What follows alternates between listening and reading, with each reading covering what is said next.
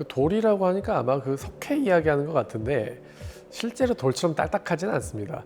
오히려 여드름에 가까워요.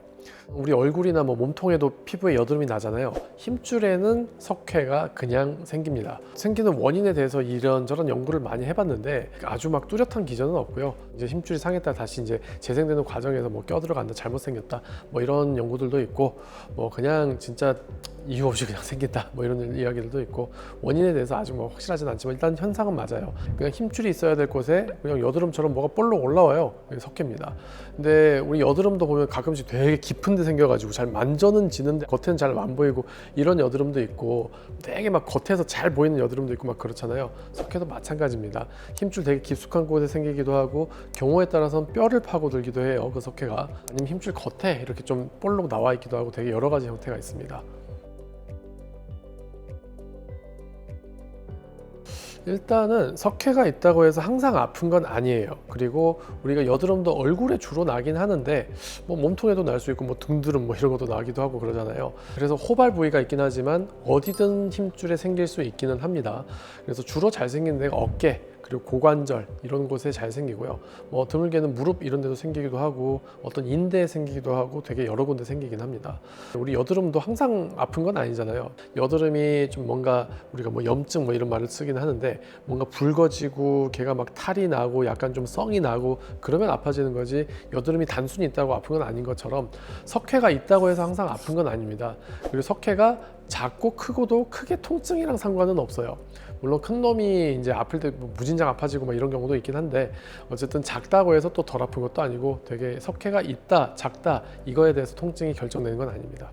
힘줄을 얼마나 자극하느냐 거기에 따라서 통증이 많이 결정이 됩니다.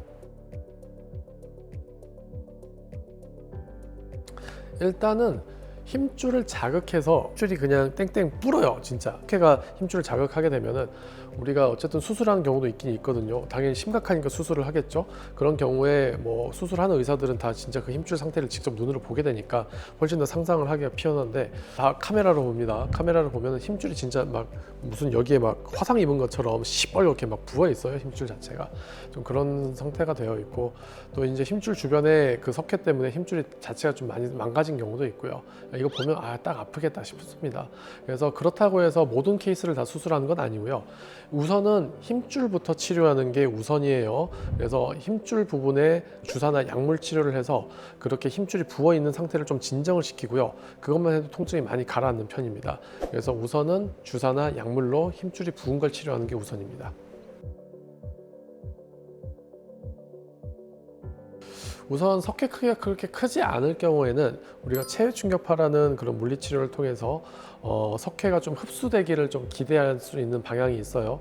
근데 체외 충격파를 한다고 해서 모든 석회가 다 흡수되는 건 아니고요. 체외 충격파를 열심히 했는데도 불구하고 살아남은 녀석이거나, 아니면은 석회 중에서도 점점 계속 커지는 녀석이 있어요. 석회가 또 커진다고 해서 또 무조건 통증을 일으키는 건 아닌데, 결국은 그냥 긴 세월을 놓고 봤을 때 이 석회가 자꾸 내 어깨를 아프게 해. 치료를 해놨는데 또 얼마 안 가서 다시 아프게 해. 아니면은 아예 애시당초 치료 자체가 뭐 주사나 약물 치료 뭐 이런 걸 해봤는데도 전혀 듣질 않고 계속 아파.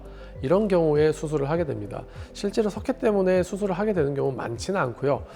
대부분은 이제 석회가 아무리 크든 뭐 작든 주사나 약물 치료 해놓으면 굉장히 오랫동안 괜찮으시거든요. 그래서 수술까지 가는 경우가 많지는 않습니다. 관절 내시경으로 하는 석회 제거술도 있는데, 그거랑 좀 같이 설명드려야 될 부분이 있긴 있어요. 바보타주라고 하는 이제 이름이 붙어 있는 어떤 흡인법인데, 석회가 일단 힘줄에 있으니까 힘줄에 있는 석회를 주사기로 쏙 뽑아내겠다 뭐 이런 방법이 있긴 하거든요.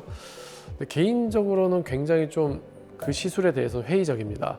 그 이유가 사실 진짜 우리가 정말 딱 예쁘게 그 석회만 쏙 뽑아내면 참 좋겠는데, 그렇게 되지 않는 경우가 좀 있어요. 뭐냐면은 사실은 석회가 우리 어쨌든 보이지 않는 몸 속에 있는 거고요. 눈으로 겉으로 보이진 않거든요. 그래서 그거를 초음파라든지 뭐 아니면 뭐 시암이라는 그런 실시간으로 보는 엑스레이 기구를 통해서 여기쯤 위치에 있겠구나 해서 바늘을 거기다 놓고 물을 막 써가지고 막 희석시킨 다음에 이렇게 뽑아내는 건데, 정말로 석회가 커봤자 1cm 막 이렇단 말이에요. 1cm 해봤자 요만하잖아요. 근데 그 자리에 정말 딱 맞게 하면 좋은데 실패할 경우도 꽤 있어요. 그런 경우에 괜히 건강한 힘줄만 상하게 하는 결과가 나타납니다. 그래서 당연히 뭐 옛날에 관절 내시경이 없고 그럴 때는 참 그런 것도 좋은 방법이었겠지만 요즘 기술이 발달해서 카메라 넣어가지고 딱 그 석회를 보고 석회만 딱 깔끔하게 제거하고 필요하면은 봉합도 하고 그렇게 훨씬 좋은 방법이 있는데 굳이 약간 구식이라고 해야 되죠. 옛날 방식으로 그렇게 할 필요는 없는 것 같습니다. 그건 약간은 좀 운이 좋으면은 뭐 되게 간단하게 좋아질 수 있는 방법인데 괜히 내 몸을 운에 맡기기는 좀 제 생각엔 좀 옳은 방법은 아닌 것 같고요.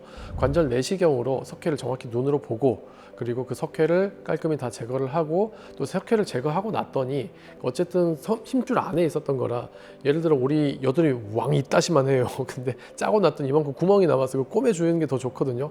그래서 힘줄도 만약에 이렇게 그 결손 부위가 크다라고 하면은 당연히 봉합을 해줘야 됩니다. 그래서 그런 것까지 깔끔히 할 수 있는 석회 제거를 위해서는 내시경으로 수술을 하는 게 가장 좋은 방법이 되겠습니다.